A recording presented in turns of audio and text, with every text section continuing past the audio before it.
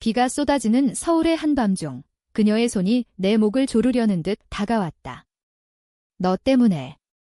모든 게 망가졌어. 그녀의 목소리는 떨리고 있었지만 그 눈빛에는 증오가 아니라 깊은 절망이 스며들어 있었다. 나는 그녀의 손목을 잡고 밀어냈지만 그 순간 그녀의 몸이 무너지듯 내 품으로 스르륵 미끄러져 내렸다. 미안해. 진짜 미안해. 그녀의 속삭임이 비바람 소리와 섞여 내 가슴을 파고들었다.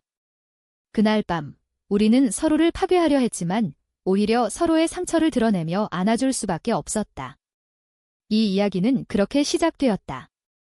서울의 번잡한 거리에서 한옥 골목의 고즈넉함 속에서 두 여자의 사랑이 어떻게 피어나고 무너지는지. 내 이름은 지은이다. 29살, 서울의 작은 출판사에서 편집자로 일한다. 매일 아침, 종로의 오래된 찻집에서 녹차 한 잔을 마시며 원고를 읽는 게 나의 루틴이다. 한국의 문학은 늘 감정의 깊이를 파고들지만 내 삶은 그보다 더 얽혀 있었다. 가족은 제주에서 올라온 이민자 집안으로 엄마는 여전히 전통 한복을 꿰매며 여자는 결혼해서 안정을 찾아야 해라고 중얼거린다. 하지만 나는 여자다. 그리고 그 사랑은 남자가 아니라 또 다른 여자에게 향해 있었다. 그녀, 혜리는 처음에 나를 파괴하려 다가왔다. 우리는 대학 시절 동아리에서 만났다. 문학 동아리, 서울대 근처의 작은 클럽룸에서. 혜리는 법대생이었지만 시를 쓰는 취미로 우리 동아리에 들락거렸다. 그녀의 시는 날카로웠다. 사랑은 칼날처럼 베이지 않고 베인다. 그런 구절이 그녀의 시집에 실려 있었다. 우리는 친구가 되었다. 아니, 그 이상이었다. 밤늦게 카페에서 이야기를 나누며 그녀의 손이 내 손을 스치면 가슴이 떨렸다. 하지만 혜리는 늘 한 발 물러섰다. 지은아, 우리는 그냥 친구야. 그녀의 미소는 아름다웠지만 그 안에 숨겨진 두려움이 보였다. 졸업 후 우리는 각자의 길을 갔다. 나는 출판사에 들어갔고 혜리는 대형 로펌에서 변호사로 일했다. 서울의 삶은 바빴다. 매일 지하철 2호선으로 출근하며 창밖으로 스치듯 지나가는 한강의 물결을 보며 전쟁가 자유로워질까 생각했다. LGBT에 대한 사회의 시선은 여전히 차가웠다. 뉴스에서는 게이 결혼 합법화 논란이 불타오르고 교회에서는 죄악지라는 목소리가 울려 퍼졌다. 하지만 나는 사랑을 숨기며 살았다. 단지 혜린을 향한 그 감정을 가슴 깊이 묻어두었다. 그러던 어느 가을 재회했다. 출판사의 신인 작가 모임에서 혜린은 게스트로 초대되었다. 그녀는 여전했다. 검은색 코트에 단발머리를 단정히 묶고 그 눈빛은 여전히 날카로웠다. 지은 씨, 오랜만이네요. 그녀의 인사는 형식적이었지만 그 뒤에 숨겨진 떨림이 느껴졌다. 모임 후 우리는 자연스레 술집으로 향했다. 이태원의 작은 바, 네온 사인이 번쩍이는 곳. 요즘 어때? 내가 물었다. 그녀는 웃으며 대답했다. 바빠 죽겠어. 클라이언트들이 다 미쳤어. 하지만 그녀의 눈은 피했다. 그날 밤 우리는 취해서 이야기를 나눴다. 혜린의 삶은 완벽해 보였다. 성공한 변호사, 명품 가방, 고급 아파트. 하지만 그녀의 목소리에는 균열이 있었다. 지은아, 너는 아직도 그때처럼 순수해. 그녀의 질문에 나는 웃었다. 순수. 그게 무슨 소리야? 나도 세상 물정 다 알아. 하지만 속으로는 알았다. 그녀가 왜 왔는지. 혜린은 나를 파괴하려 했다. 그녀의 약혼자가 있었다.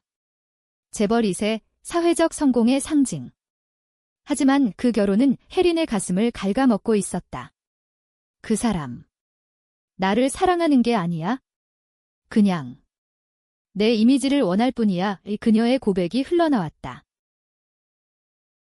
우리는 키스했다. 그 바의 어두운 구석에서. 혜린의 입술은 차가웠지만 곧 뜨거워졌다.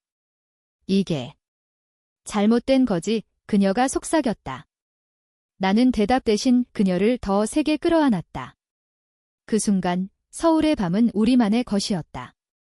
하지만 그 키스는 시작이자 파괴의 서곡이었다. 다음 날 아침, 혜리는 사라졌다. 그녀의 메시지, 미안. 어제는 실수였어. 잊어줘. 나는 웃었다. 하지만 가슴이 찢어지는 듯 했다. 왜냐하면 나는 알았으니까. 혜리는 나를 망치려 왔지만 자신도 무너지고 있다는 걸. 그 후 혜린의 접근은 본격화되었다. 그녀는 출판사 모임에 자주 나타났다. 작가님들 상담 좀 해드릴게요. 그녀의 변명은 얄팍했다. 우리는 은밀한 만남을 가졌다. 한강공원에서, 비 오는 날 우산 아래서. 그녀의 손은 내 허리를 감쌌고 우리는 속삭였다. 사랑해, 지은아. 하지만 항상 그녀의 전화가 울렸다. 약혼자의 이름이 화면에 떠올랐다. 가봐야 해. 그녀는 도망쳤다. 서울의 겨울이 다가왔다. 크리스마스 시즌, 명동 거리는 불빛으로 물들었다. 우리는 스트리트 푸드 가판대에서 떡볶이를 먹었다. 혜린의 웃음소리가 맑았다. 지은아, 너랑 있으면 자유로워. 하지만 그 자유는 허상이었다. 혜린의 가족은 보수적이었다. 시골에서 올라온 집안, 아버지는 정치인. 레즈비언. 그건 가족의 치욕이야. 그녀의 고백이 나왔다. 혜린은 나와의 사랑을 부정하려 했지만 점점 빠져들었다. 한 번은 그녀의 아파트에서.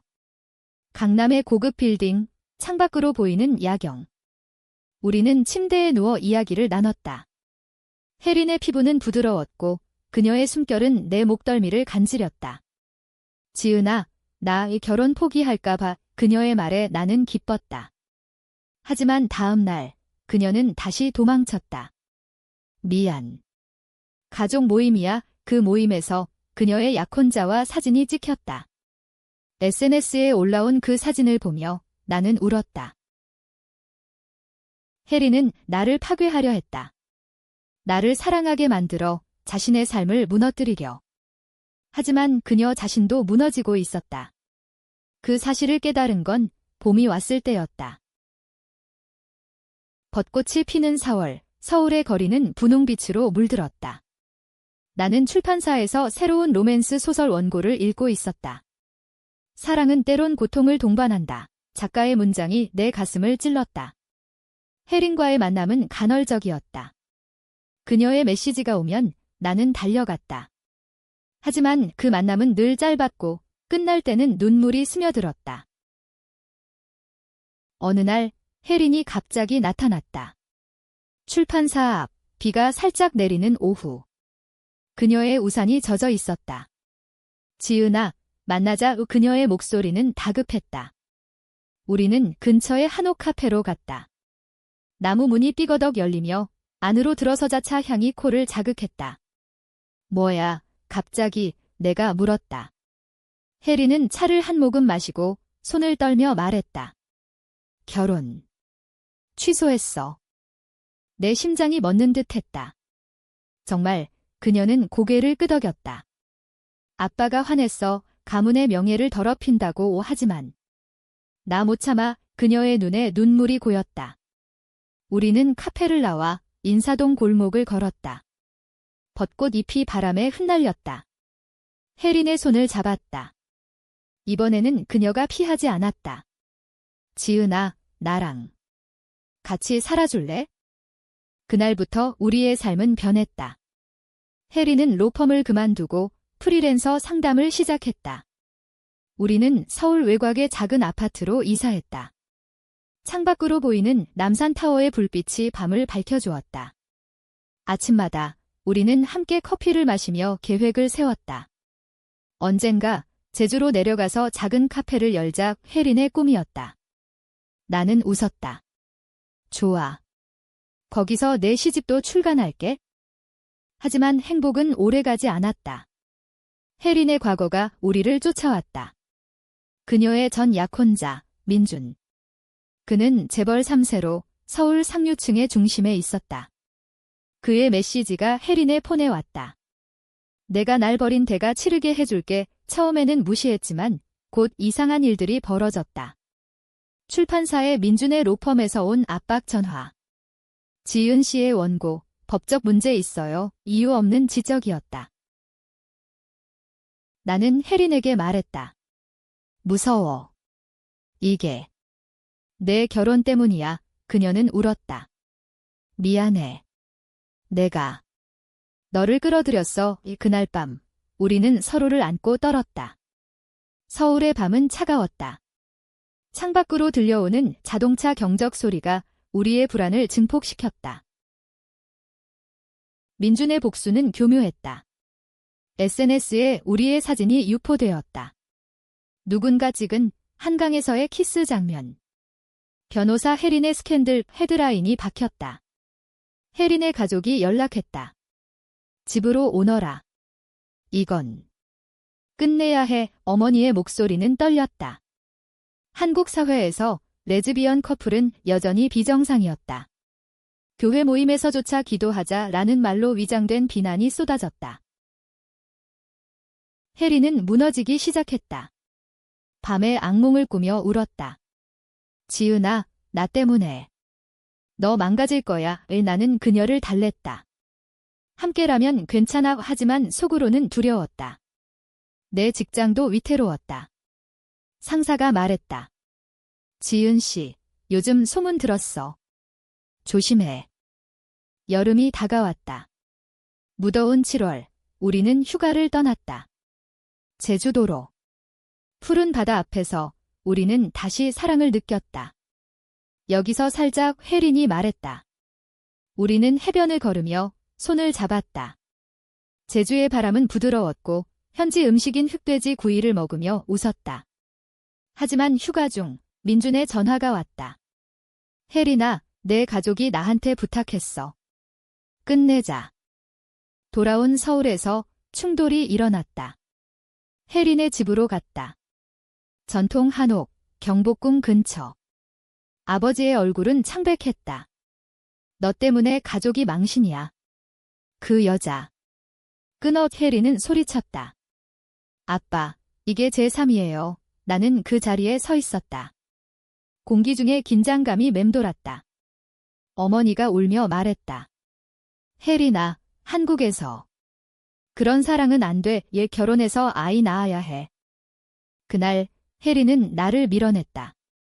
지은아, 가. 나 혼자 해결할게. 그녀의 눈빛은 다시 그때처럼 파괴적이었다. 그녀는 나를 망치려 했던 그 감정을 되살리려 했다. 하지만 나는 알았다. 그녀 자신을 무너뜨리려는 시도였다. 나는 집으로 돌아와 울었다. 창밖으로 비가 왔다. 서울의 장마철. 내 삶은 무너지는 듯했다.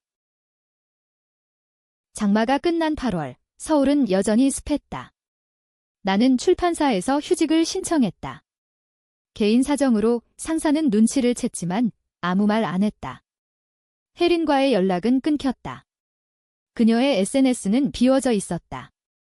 나는 매일 한강을 걸었다.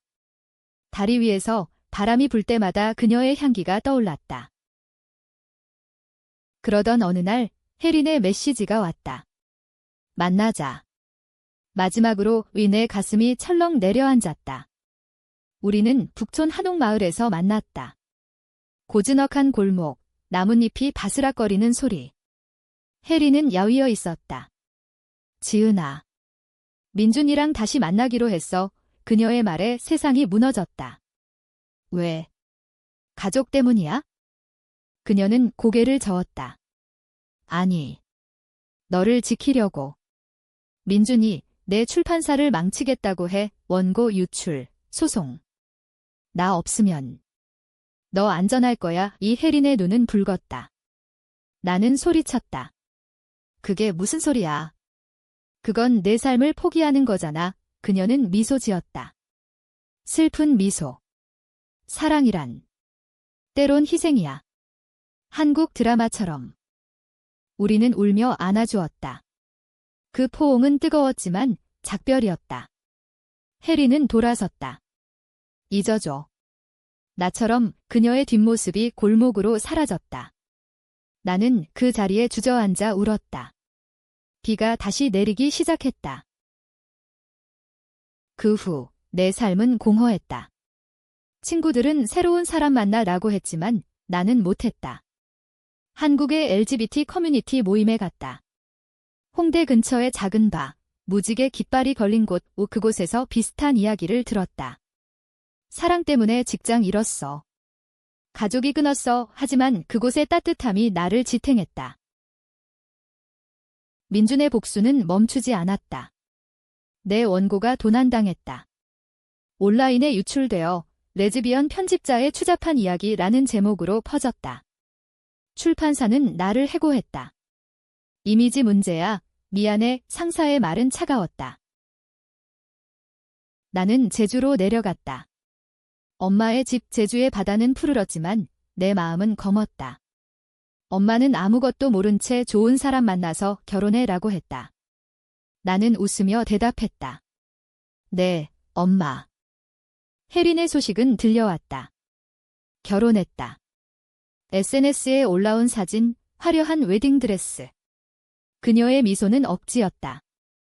나는 그 사진을 보며 울었다. 그녀는 나를 망치려 했지만 결국 자신을 희생했다. 가을이 깊어졌다. 10월, 나는 서울로 돌아왔다. 새로운 직장을 찾았다.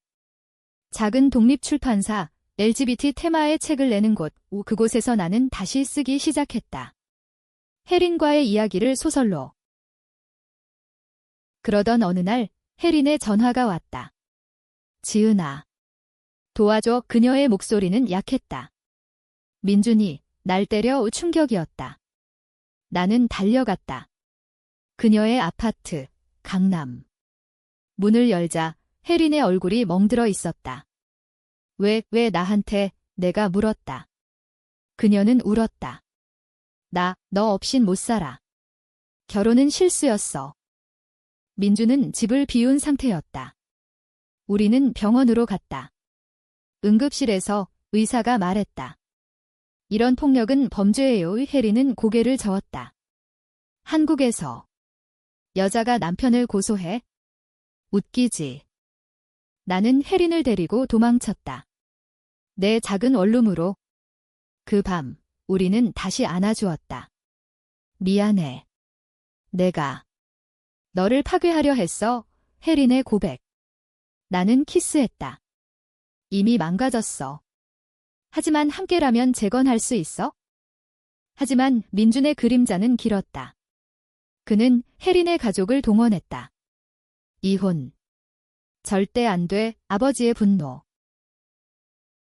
11월의 서울은 추웠다. 우리는 숨어 지냈다. 혜린은 이혼 소송을 준비했다. 내가 아는 변호사를 소개했다. LGBT 권익 단체에서 일하는 여성. 함께 싸웁시다. 그녀의 말은 힘을 주었다. 하지만 충돌은 피할 수 없었다. 민준이 우리를 찾아왔다. 원룸 문 앞 그의 주먹이 벽을 쳤다. 혜린아, 나와. 그의 소리에 이웃들이 문을 열었다. 나는 경찰을 불렀다. 가정폭력 신고해요. 경찰이 왔지만 민준의 변호사가 도착했다. 오해입니다. 부부싸움. 혜린은 떨며 말했다. 아니에요. 때렸어요. 그날 밤 우리는 경찰서에 갔다. 혜린의 진술. 남편이 저를 때렸습니다. 하지만 한국의 법은 여전히 남성 중심이었다. 증거가 약해요. 사진 찍으세요. 경찰의 말에 혜린은 절망했다. 지은아, 나 포기할까 봐. 나는 그녀를 안았다. 안 돼. 싸워야 해. 우리는 단체의 도움을 받았다. 시위에 나섰다. 서울시청 앞 무지개 깃발을 들고 LGBT 권리. 가정폭력 끝내자. 목소리가 모였다. 뉴스에 실렸다. 전 변호사의 이혼 소송, 레즈비언 커플의 이야기. 민준의 가족은 분노했다. 언론 플레이. 그 여자는 미쳤어. 우리 아들을 유혹한 년. 혜린의 아버지가 TV에 나왔다. 딸이 잘못했어요. 가족의 치욕. 한국 사회의 시선이 쏟아졌다. 혜린은 무너졌다. 지은아, 나 때문에. 내 인생 다 망쳤어. 나는 울었다. 아니. 이건 우리의 사랑이야. 우리는 함께 쓰기 시작했다. 혜린의 시와 내 소설. 파괴와 재건지라는 제목. 출판이 성사되었다. 작은 행사에서 우리는 손을 잡고 섰다. 청중의 박수. 하지만 그 뒤에 위협이 왔다. 민준의 최후의 수단. 그는 혜린의 과거를 파헤쳤다. 대학 시절 우리 동아리 사진. 레즈비언 스캔들. 혜린의 가족이 끊었다. 너는 더 이상 우리 딸이 아니야. 어머니의 마지막 말. 혜린은 자살 시도를 했다. 그날 내가 늦었다. 화장실에서 알약 병이 엎어져 있었다. 지은아. 미안. 그녀의 속삭임. 나는 병원으로 데려갔다. 중환자실에서 나는 기도했다. 한국의 사찰처럼 연부를 외웠다. 제발. 살아줘. 혜린이 깨어났다. 왜 나 구한 거야? 그녀의 물음에 나는 말했다. 사랑하니까. 그리고 너 없인 나도 무너져. 12월 크리스마스. 우리는 병원을 나와 한강으로 갔다. 눈이 내렸다. 새해에는 새로 시작하자. 혜린의 미소. 하지만 민준의 소송이 시작되었다. 이혼, 재산 분할, 명예훼손. 새해가 밝았다. 2026년 서울의 겨울은 혹독했다. 소송은 길어졌다. 법정에서 민준의 변호사가 말했다. 피고는 결혼을 파기한 장본인입니다. 레즈비언 성향으로 인한 정신적 불안정의 혜린은 떨었다. 나는 증언대에 섰다. 그는 폭력을 행사했습니다. 사랑은 성별이 아니에요. 판사는 고심했다. 한국 법원의 보수성. 하지만 증인들이 나왔다. LGBT 단체, 친구들. 혜린 씨는 피해자예요. 마침내 이혼 승인. 하지만 재산은 거의 없었다. 민준의 승리. 혜린은 자유를 얻었지만 상처는 깊었다. 지은아, 나 아직도 무서워. 우리는 상담을 받았다. 서울의 심리 클리닉, 여성 중심. 트라우마를 치유하세요. 선생님의 말. 봄이 왔다. 우리 책이 베스트셀러가 되었다. 그녀는 나를 망치려 다가왔지만 제목이 사람들을 울렸다. 인터뷰에서 혜린이 말했다. 사랑은 파괴가 아니라 재생이에요. 청중의 눈물이 흘렀다.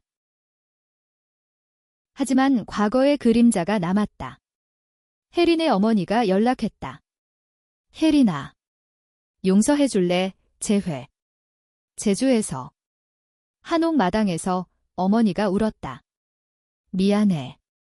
내가 무지했어. 혜린은 안아주었다. 엄마, 이제 이해해요. 가족의 용서가 우리를 강하게 했다. 우리는 제주로 내려갔다. 작은 카페를 열었다. 무지개 차방 이름처럼 다양한 사람들이 모였다. LGBT 커플, 직장인들. 제주의 바다 소리가 배경음악. 여름, 우리는 여행했다. 부산의 해변. 지은아, 영원히 함께하자. 혜린의 고백. 우리는 약속의 반지를 샀다. 한국에서 결혼은 불가능했지만 우리의 사랑은 충분했다. 하지만 고조는 다시 왔다. 민준의 최후 복수. 그는 우리 카페를 상대로 소송.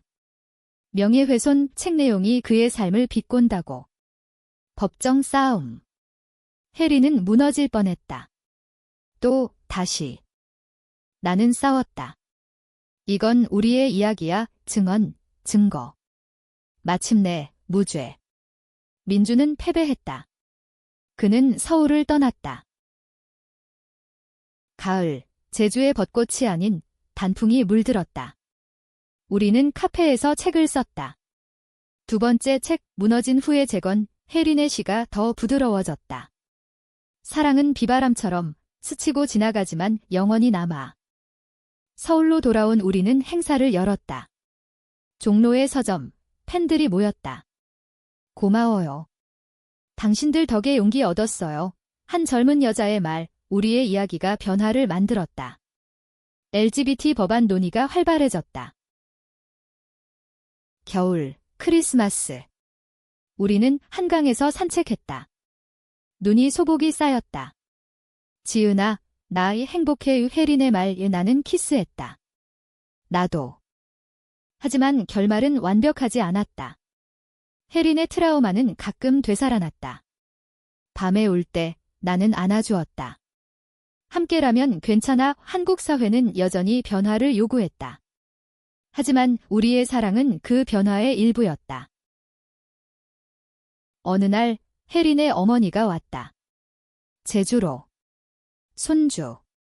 아니, 그냥 너희를 보고 싶었어. 가족의 포옹. 엄마는 나에게 말했다.